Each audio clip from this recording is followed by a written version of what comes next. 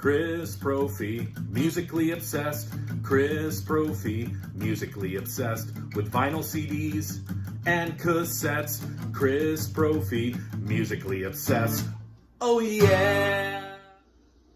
So I was just watching Christian Osario talk about this album. And I'm going to leave a link to his video below because Christian is just a great guy. He loves music, has a great collection. And Christian, thank you for getting the gears moving this morning. No, this doesn't mean I'm crazy. It means the gears are moving. Usually it takes a lot of coffee. I'm still drinking coffee, Robert. But Christian, you helped me. Now, where was I on July 25th, 1983? Because that was the year this album was released. Well, I was 9 years old. And I guarantee I wasn't listening to Metallica's Kill 'Em All. But I know that I was listening to some kind of music because I always have been listening to music.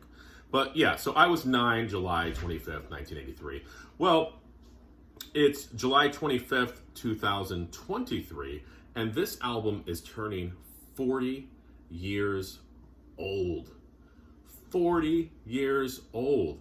And if you drop the needle on it or put it in your CD player or happen to have a cassette player and a cassette deck laying around, you're going to hear it's aged pretty well. All right? There's not another album that sounds like this in the Metallica discography because this album just bleeds, see what I did there? With youthful energy. If anybody wants to know where thrash metal originated, this is one of the albums, okay? From top to bottom, every freaking song on here is killer. Hit the Lights, The Four Horsemen, Motor Breath, Jump in the Fire, bum, bum, bum, bum, da-na-na-na. Anesthesia, Pulling Teeth, God Bless You, Cliff, Whiplash, Phantom Lord, No Remorse, Seek and Destroy. Every time they play that freaking song, the place lights up like a damn Christmas tree. Metal Militia. We all know the story about Dave Mustaine. Don't feel sorry for Dave Mustaine. He went on to form Megadeth, and Megadeth is a killer band as well who has released awesome albums. So don't feel sorry for Dave Mustaine. I don't. Metallica had a reason for what they did. And this album, even though they've got a bunch of, you've got James here with kind of, I think they airbrushed it, but I remember his face being more pimply back then. This album set them off. This was the start of world domination for Metallica. I just can't believe it's 40 years since this album was released. I'm going to be listening to this today. I love all the songs on this album.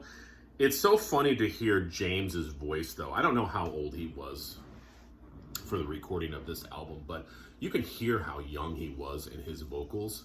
And, just to kind of see how his voice matured and changed over the years. I mean, his voice sounds similar in Ride the Lightning, but I think by Master of Puppets, it was seasoned by that point. And, but this was just the beginnings. Metallica will talk about how Diamond Head was a big influence for them. Well, you can hear Diamond Head all over this record. But 40 years, I just wanted to get on here and say, Metallica, you're one of my favorite bands. You've always been one of my favorite bands. And I'm going to definitely be spinning this for its 40th anniversary. All right, everyone. Have a great day. Bye.